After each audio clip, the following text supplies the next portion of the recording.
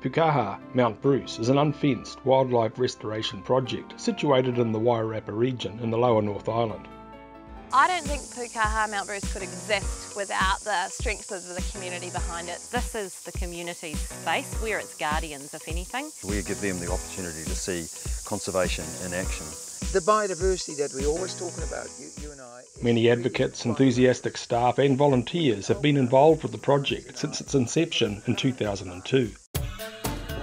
In 2015, Dr. Helen Blackie was commissioned and compiled a 53-page report summarising the restoration project. Dr. Blackie stated in her report that control of mammalian predators has enabled native bird species, including those reintroduced to the reserve, to thrive. And on page 29 she states that the success of the pest control project has enabled the reintroduction of kokako, kaka and kiwi into the reserve area. These species have significantly benefited from ongoing pest control, with the resident populations of all species increasing. With regard to kiwi, nothing could be further from the truth. Kiwi are omnivores and eat insects, frogs, freshwater crayfish, eels and even mice. In 2002, a Department of Conservation internal report revealed that kiwi will sometimes consume all or part of 1080 cereal pellets lured with cinnamon. Kiwi can live for over 40 years and can produce plenty of offspring in their lifetime, if left alone. In total, 120 kiwi have been released into Mount Bruce with radio tracking, including chicks and 40 birds from other areas. 49 kiwi are recorded as dead, and many others are missing, presumed dead. Currently there are just 4 radio monitored birds and an estimated 5 to 10 free-range individuals left. We've got a huge network of traps that are out there already. We've just put in another suite of traps, so we've opened up our toolbox and gone, what else is out there? And that's our good nature traps. And we've been really lucky to have been funded by a pub charity to help us purchase those traps. Mount Bruce currently has a kill trap set on every hectare across the reserve, making it one of the most robust trapping regimes in the country. On top of the traps, there are also 1,100 bait stations positioned throughout the reserve. Page 32 of Dr. Blackie's report states that in 2009 a kaka was recorded interfering with a bait station during a pest control operation. Then, in October 2010, shortly after the rat control program began, a sick kaka was found at the National Wildlife Centre. Massey University vets diagnosed anticoagulant poisoning and unsuccessfully attempted treatment. 5 more kaka were found dead over the next month. Once suspected, all bait stations were modified to avoid future interference by kaka. When the Department of Conservation was asked how many birds have been reported dead at Mount Bruce, they stated, apart from kiwi, that 4 kaka had died in 2010. 2 were attributed to a neighbour using anticoagulant poisons and 2 were unknown. 12 kiwi died in the same year. None were tested for poison residues. Despite the saturating trapping and bait station networks, kiwi continue to die in large numbers. In 2014, it was decided that an aerial 1080 poison drop across the entire reserve would be required to help reduce predator numbers. 1080 poison bait is presented as an attractive cereal food. Softening up, eh? Yeah, it's starting to soften. It's still brittle inside though. Hard, yeah. It is a slow-working, cruel-acting poison with no antidote. Thousands of non-targeted birds and animals are poisoned every year in the aerial operations. Dr. Blackie's report states that the 2014 aerial operation was very successful, with a post-monitor conducted in December 2014. No mustelids were tracked during the post-operation mustelid monitor. Yet in 2015, another 9 kiwi died and another 4 in 2016. 14 of the 15 kiwi deaths over the last 3 years were attributed to predation. Just 1 kiwi, a chick, was tested for 1080 poison residues, despite the aerial poisoning operations occurring in each year. Either the pest control and aerial poison drops aren't effectively controlling predators, or the poisons are killing the kiwi and or impacting on their food supplies and breeding ability. Only 1 kiwi, a chick, has ever been tested for poison residues at Mount Bruce. In the 2013 Kiwi egg season, 19 Kiwi chicks were successfully hatched and released back into Mount Bruce. All Kiwi eggs removed from Mount Bruce are hatched under the Operation Nest Egg program, and all chicks are returned to the sanctuary. In 2014, aerially spread 1080 poison was dropped across Mount Bruce for the first time. Aerial poison drops were repeated across the entire reserve in 2015 and 2016. The operations have proven to have had a negative effect, with kiwi still dying and egg and kiwi chick production dropping drastically, with only 3 kiwi chicks released in 2016. This indicates that low predator numbers on their own don't equate to kiwi survival. What this tells us is that here in the stream, the water must be really high quality, because these guys only like living in clean streams. Aerial 1080 poison drops are increasing across New Zealand, and yet there is still no credible scientific evidence that shows a net population benefit to a single native species, let alone kiwi. The toxin flight charts provided by the Department of Conservation under the Official Information Act show that 1080 poison bait was dropped directly into all streams and waterways within the 942 hectare Mount Bruce operational area. No waterways were avoided. The manufacturer's warning label states, "Take measures to minimise the chance of baits accidentally entering any body of water and harmful to aquatic organisms."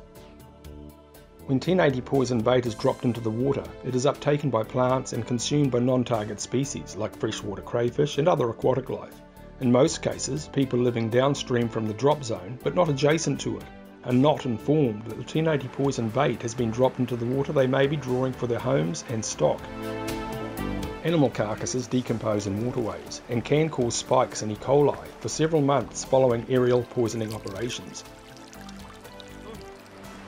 St. Thames drinking water.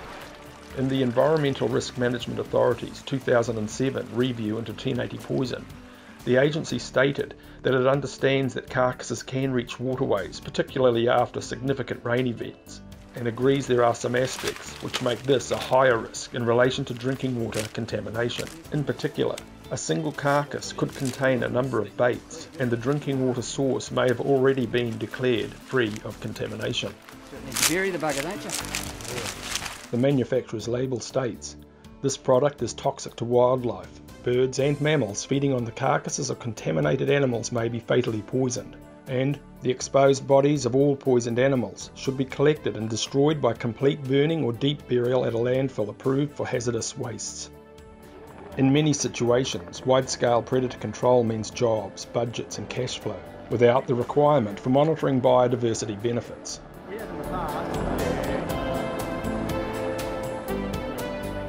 Predator control is actually the most important conservation thing anyone in New Zealand could do right now. Well, we've got 942 hectares of bush here in our forest, but the really important thing, or one of the most important things, is making sure outside our boundaries we have lots and lots of pest control as well. In the buffer zone we have about 2,700 hectares of land. It's mainly farmland and it's protected by farmers, but not only that, but also councils. So there's the Greater Wellington Regional Council, and then there's the Horizons Regional Council, and they control that, they pest control that area for us, and that stops that initial onslaught of pests into the forest here at Pukaha.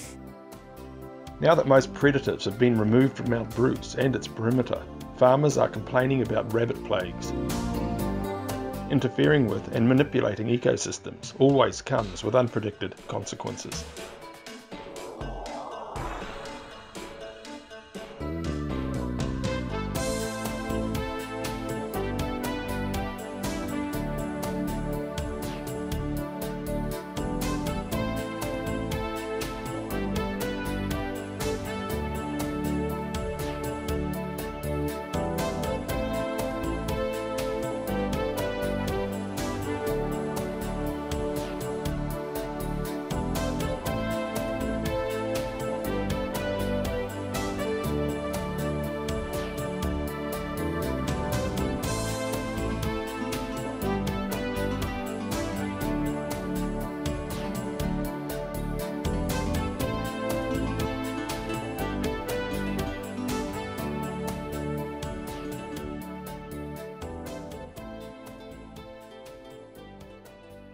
First acknowledge the Creator, the people and the whenua.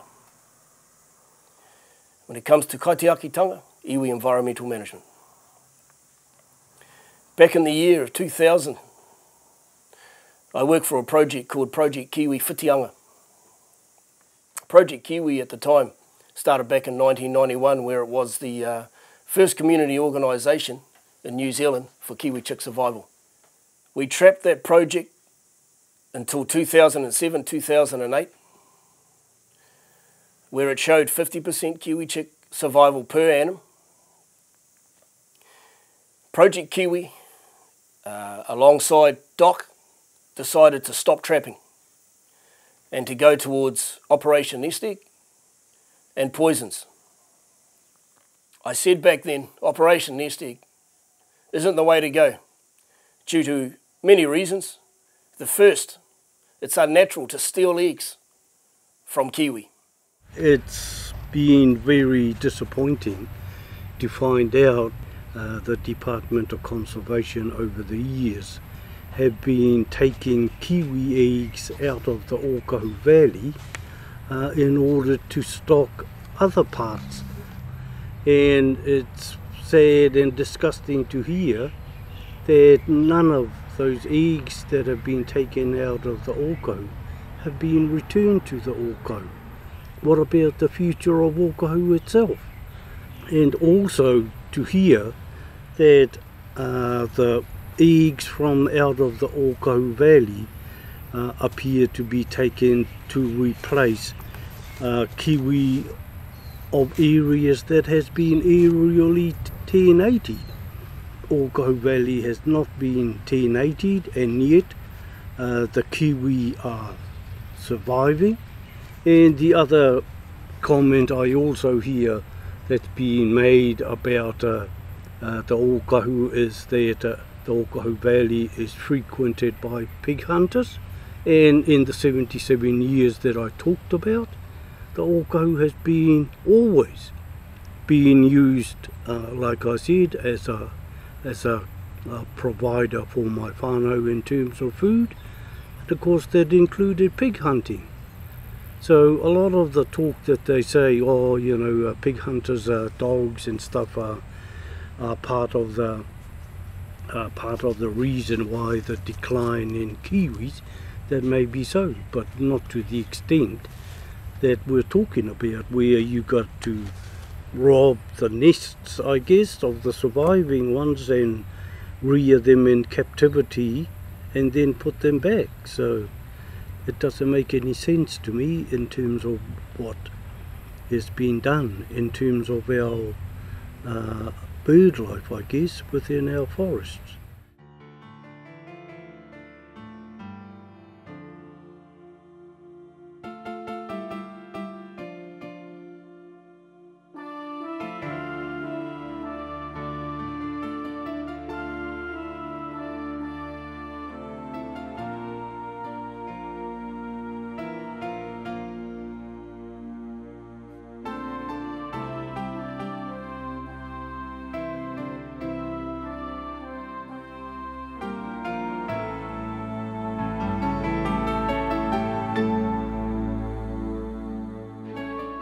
Transmitterise your male birds, male Kiwi.